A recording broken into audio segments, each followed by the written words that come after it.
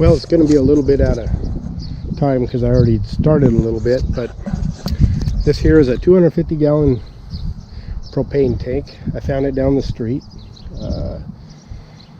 I was driving by for the past couple weeks and I saw they had two tanks there, and this one was sitting next to a brand new shiny one, and I figured, you know, they didn't have a way to get rid of it or something, and I stopped and asked, and the lady there said that the propane company was supposed to bring it or come and get it, and they never did.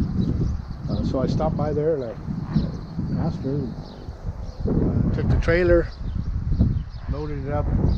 It weighs about 500 pounds supposedly. The three of us got it into the trailer and I brought it here.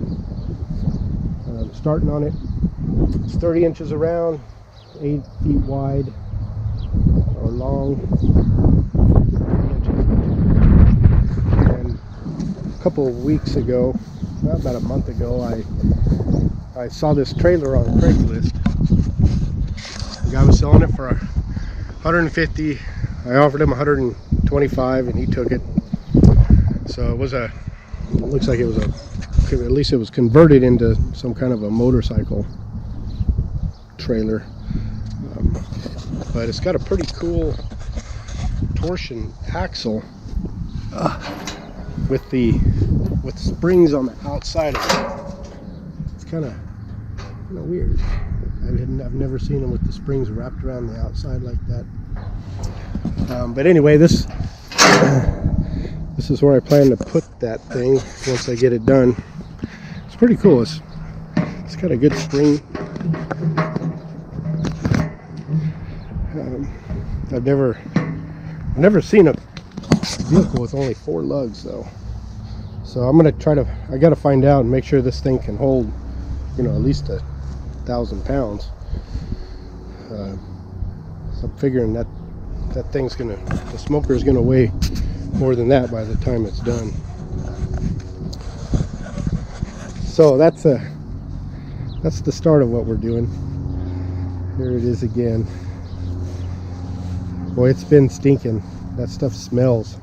As soon as I open those up, it's like the whole city can smell it. I didn't take the gauge off. Made it easier for me to tell how full it was when I was filling it up. And when I siphoned it out, I could come out and see how far along it was. But anyway, I started a little bit, and then the grinding part of this video. Oh, and it had a cool tag on it. It looks like it was made, it says it's 250 gallons. Looks like the gross water gallons, it holds 280 some. It's a 1/4 inch thick. The ends are a little thinner than a 1/4 inch over here on the ends. And it was built in 1962. 1962 for propane, so this thing's been stinking for a long time. It's a Hanson Junior, made in LA. I gotta I'm gonna put 2 doors in this. I gotta cut those out and weld up those holes, and I didn't want to try to put the door right here where I've patched these all up. There's also a big drain hole at the very bottom, so I couldn't just make this just the bottom either. So what I had to do is I had to measure it off to the side a little. So that's why it's at an angle like this. So I didn't want to. This is the bottom here, so this will be the bottom of the tank and I'm cutting the hole where the firebox is going to go. But the top will be on the other side, and it's smooth. One of the other things I ran into that I didn't want was the seam where they welded it together here. I didn't want to get into that with the doors either. So right on the other side of this, I know I can cut a 1/4 of it away there from there to there, and then I've got a foot till I get over to where I fixed the hole on the other side, the drain on the other side, and nothing in my way for when I cut out the doors. There's also and once these are done, and once you know I have the bottom will be right there, I'll go ahead and put a drain somewhere here for the grease to drain out. That's a little ways down the road.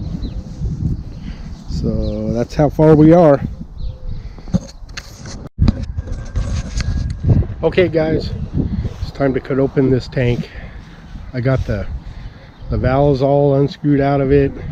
It's been about 2 weeks they've been open. I've flushed it twice, or flushed it once. Now it's full. Put a gallon of Palmolive soap in it, filled it with water last night. It's been sitting all day full of water. I topped it off to fill in the spots with the bubbles, and it's about time to do it. So I got my fire extinguisher here, because you just never know, maybe some of that stuff will float out of it and burn. So I'm going to try just give it a quick test here, see if there's anything flammable going on. Let's see. No, nothing happening. No. Well, it looks okay.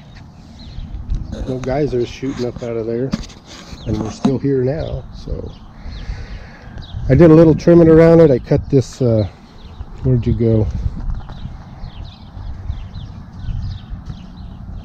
Where did it go? Here it is. I went ahead and cut this off of there to get it out of the way. I don't know how I'll move it now, but I went in and cut that off. Now I can cut across it. I outlined it all. Basically I just set a ruler, a straight edge across here. It's crooked, but I set a straight edge across right here, and then I shined my flashlight at it, and then just drew a line along the shadow, so I got a good straight edge there. And then I went ahead and buzzed around a little bit with the cutoff wheel. Got a little start going on there. So I'm going to set this guy on the tripod and do a little cutting.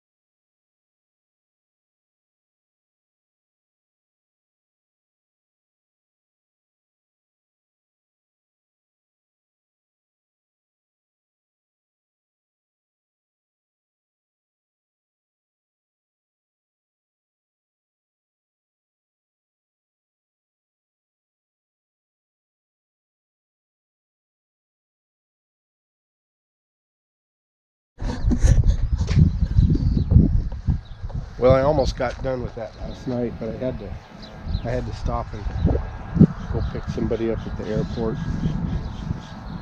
There's too much water anyway. It's getting me wet. It's getting flooded here. So we're back this morning. Gonna finish cutting out that last little part over there, that last corner, and hopefully wrap that up. Change my blade, and I just want to make sure one more time that, you know, it's been sitting now maybe only half full of water.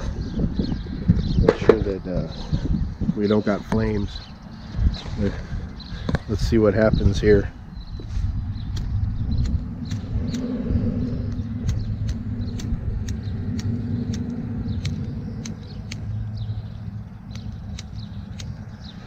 Well, it didn't flame out, so should be good. Yeah, and it's got about 45% full. Okay, I just figure it's better if that thing gets flaming while I'm over here watching. It's better than if I'm over here not paying attention and it's doing it. So we'll get a new blade on here and wrap this up.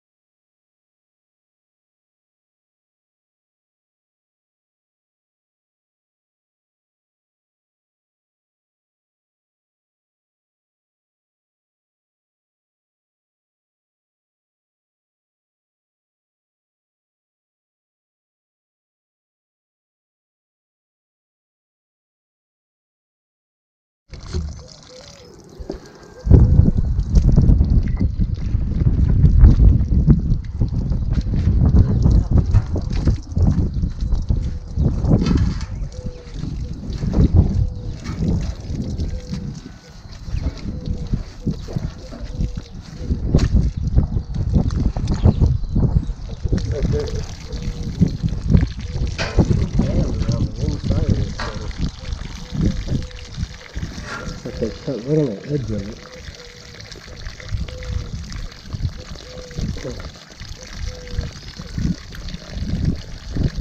Yeah, they do it, I guess, to back up the weld all the way around there. Pretty cool, but finally got that thing off of there.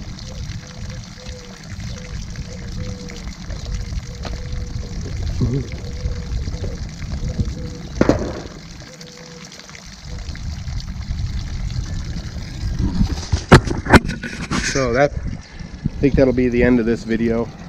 I'm trying to keep them as short as possible, and this one's probably going to get up to a half hour or so. So that's it for the first video. I guess the next thing I'm going to do is maybe get this thing emptied out, roll it over. You know, I might cut those off while I'm here. But we need to get it rolled over, get the doors cut in it, the hinges on the top, so I can open it up and get a good burnout on this. So that's the end of this video. Stay tuned for the next one.